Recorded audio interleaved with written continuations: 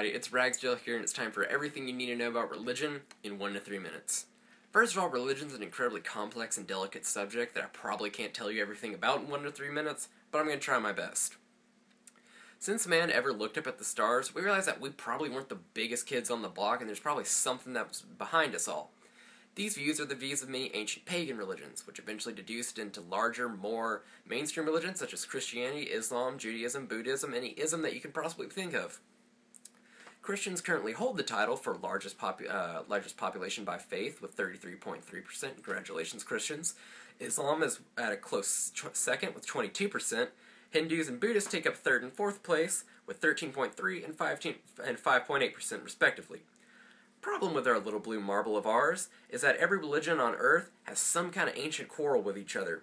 This could have happened all the way back in the time of the Mughal Empire, in which the Sikhs were almost eliminated by the native state government of the Mughal Empire, or even more recently, where Americans were in trouble because they may or may not have burned some Korans. That generally gets people angry at them.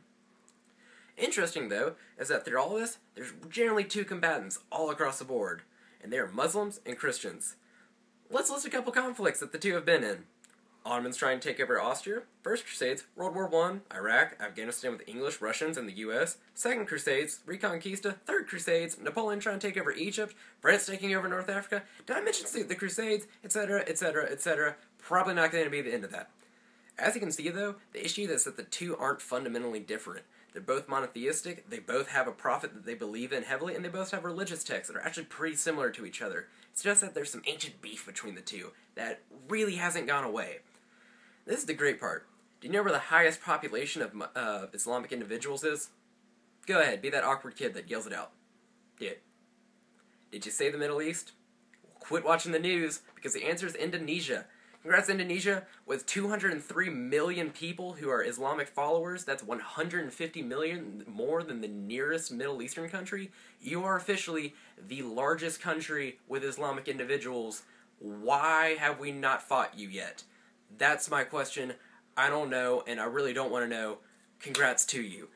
If you didn't know, that's okay, because that just is proven that Americans, and as Christians in a way, have been taught that that all 22% of Earth's inhabitants who are Islamic live somehow between Egypt and Pakistan.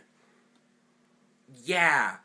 And really, this needs to change if we as human beings who have put people on space, eradicated smallpox, been down and found the Titanic, I think we can at least figure out what our neighbor believes in, and at least, at most, live with it and not judge them for what they believe. Thank you, and that's been 1 to 3 minutes.